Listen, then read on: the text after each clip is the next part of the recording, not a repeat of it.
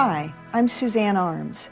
I'm a writer and a photographer, and since 1970, my special interest has been around the time of birth and the impact of early experiences on mothers and babies and families. With me today is David Chamberlain, a psychologist who since 1975 has been focusing on the unique capabilities of babies, their consciousness and their intelligence. You often speak about babies being fully conscious and aware while in the womb. What's convinced you that this is true? One of the more dramatic illustrations of intelligence in the womb comes from being able to see what's happening in there on ultrasound. This allows mothers, for example, to watch while the doctor does the procedure of amniocentesis. And doctors and mothers look at what's happening. Their business, of course, is to take out a few ounces of liquid which they can use for tests. In one case, the baby was seen to constantly bat against that needle that was entering the space. In other cases, the baby has actually been able to grasp that needle. And in still other research, the baby is retreating, obviously trying to escape from that intruding needle. Well, when you consider the fact that amniocentesis is usually not done after 20 weeks, it gets more and more dangerous to do that, so they want to do it early. Early would be before 20 weeks.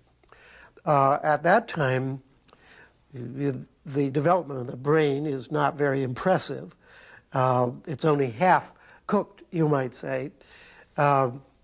And furthermore, the eyes of the baby are still fused. They stay fused till about 26 weeks. What can you say? Is it psychic? Does the baby have sonar? Even so, it's very intelligent use of sonar to be aware that that's there and to try to get out of the way or do battle with it. The old ways of thinking about the brain and intelligence simply don't help us to explain evidence of this kind. It just seems amazing that a fetus that's only this big and in no way fully developed could be aware of and able to respond to what's going on around it. How does this relate to everything that we've always been taught about the brain and the nature of intelligence?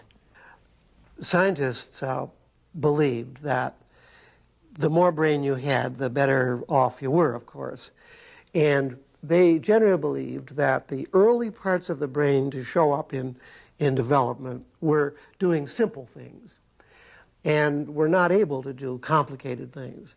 That as the brain built up across the months, you finally had 9 months of full-term development of a brain.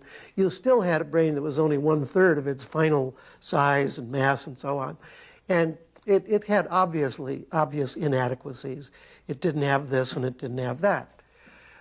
A great deal of emphasis was placed on the cerebral cortex as that special part of the brain that allowed us to do our thinking and so on.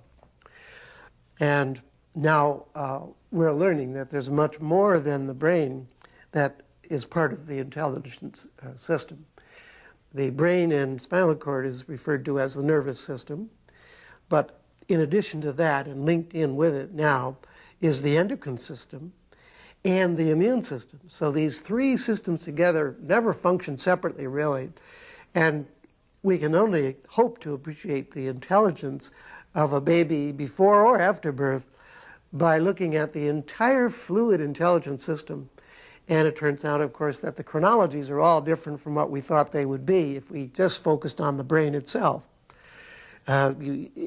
In an auto assembly line, you don't expect a car to work until that last part is put in there and it's got everything working together.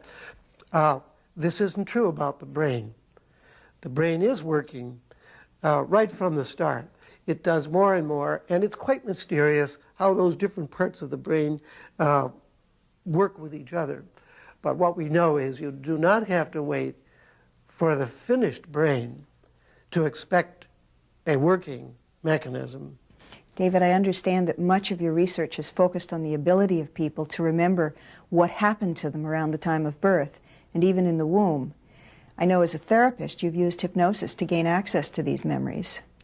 It's a mystery still, but in hypnosis, in a trance state, a slightly altered state from the usual consciousness, people can do amazing things with their mind. And one of the things I found they could do is remember things that you would never expect anybody to be able to remember. So as soon as I started to trace problems that way, I found that people were telling me about things like their birth. This came out of the blue. I wasn't expecting, I wasn't asking for it. I didn't really know that people could go specifically to birth if I asked them to. When did you first realize it was possible for people to have memories that early?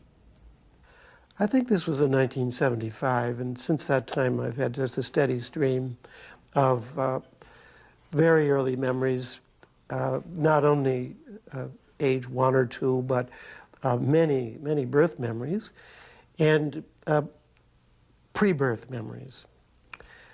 In my experience, it doesn't seem to make a difference. People can access any of those times equally well.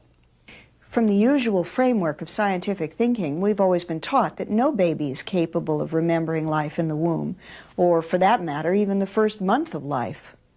The reason for that is that our way of thinking about babies has been pretty materialistic. That is, it's been based on anatomy, on matter, specifically brain matter. And we judged people or babies by the amount of brain matter that they had. And we made the presumption that unless they had a lot of brain matter, and particularly the kind of brain matter that comes at the end, the cortex, the full development of the cortex, we thought they would not be capable of any sophisticated mental processes, including memory and learning. Virtually everything that we know now of a scientific nature has come to us only in the last couple of decades. It's all new. And it turns out, if you look at what we have thought about infants, we've been very prejudiced. All kinds of myths about them. From being animals or subhumans and not quite like us, to being blind and deaf and dumb and not feeling anything, and their cries are worthless and their smiles are meaningless, and all these things turn out to be just myths.